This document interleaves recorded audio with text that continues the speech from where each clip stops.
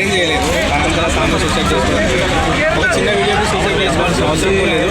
నేను మిస్టేక్ చేయలేదా బాబు అని చెప్పేసి దాన్ని ప్రూవ్ చేసుకుంటే సరిపోయేది. అంతేగాని ప్రాణాలను కోల్పోయి ప్రాణాలు తీసుకునేంత వరకు వెళ్ళాల్సిన అవసరం లేదంటే కొంతమంది చాలా సెన్సిటివ్ మైండ్ ఉంటారు. పరువు నష్టం జరిగింది, నాకు నా పరువు పోయింది, నా ఫ్యామిలీ చూస్తారు, నా ఇంట్లో వాళ్ళు చూస్తారు అని చెప్పేసి కొంతమంది సెన్సిటివ్ మైండ్ వాళ్ళు కూడా ఉంటారు. ఇలాంటివి దయచేసి ఒకవేళ తప్పు జరిగితే ఆ తప్పును మీరు అక్కడే అడగండి. కానీ సోషల్ మీడియాలో మీరు పబ్లిసిటీ చేసి జస్ట్ అయింది. నేను చూసా వీడియో కూడా చేయి తగిలింది అంతే.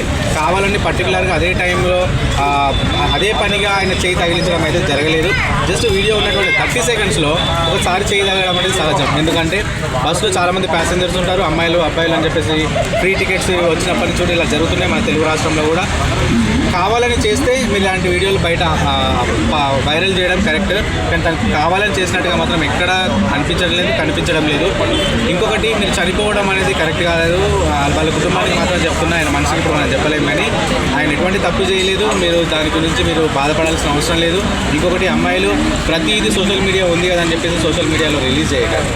అక్కడ ఎంతవరకు న్యాయం ఉంది, ఎక్కడి వరకు అన్యాయం జరిగింది అనేది తెలుసుకొని మీరు సోషల్ మీడియాలో చేస్తే బెటర్ అనుకుంటున్నాను. ఎందుకంటే ఈ రోజుల్లో ఎవరైనా సరే ఒక దగ్గర ఒక ఇన్సిడెంట్ జరిగింది అని అంటే ఖచ్చితంగా వాళ్ళకి కావాల్సిన కంటెంట్ దొరుకుతుందని చెప్పేసి ఆ రీల్స్లో కానివ్వండి, ఫేస్బుక్లో కానివ్వండి చాలామంది అదే పనిగా పదే చూస్తున్నారు.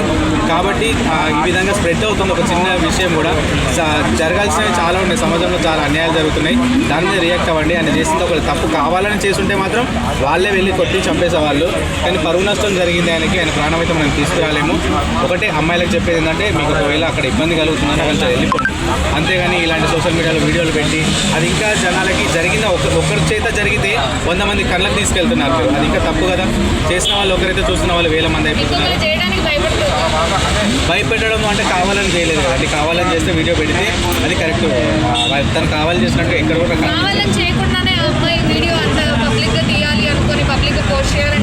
అక్కడ క్వశ్చన్ చేయకపోయింది. వీడియో అప్లోడ్ చేసిన వెంటనే బస్ దిగుతున్నారు కదా, గల్లబట్టి అడిగేది ఉంటే చచ్చినోట్లు వస్తాడు, ఎట్లయినా వస్తాడు, చచ్చిపోయింది కదా వాడు ఎట్లయినా. కానీ నువ్వు క్వశ్చన్ చేయకుండా సోషల్ మీడియాలో పెడితే అది ఎంతవరకు కరెక్ట్? అంటే నువ్వు ఒక విషయం జరుగుతున్నప్పుడు దాని మీద కొట్లాడాలని నీకు లేదా? కొట్లాడాలి కదా. తప్పు జరుగుతుంది, అన్యాయం జరుగుతుంది, అమ్మాయిలైనా అబ్బాయిలైనా ఇక్కడ ఏదైనా జరుగుతున్నప్పుడు తను అడగకుండా సోషల్ మీడియాలో పెట్టడం ఎందుకు? తను అడగాలి. ఒక గల్లబట్టుకొని అడిగి, అరే ఏం చేస్తున్నారు అబ్బాయి అంటే అప్పుడు ఇంకా వేరే విధంగా వెళ్ళేది, వైరల్ అయ్యేది.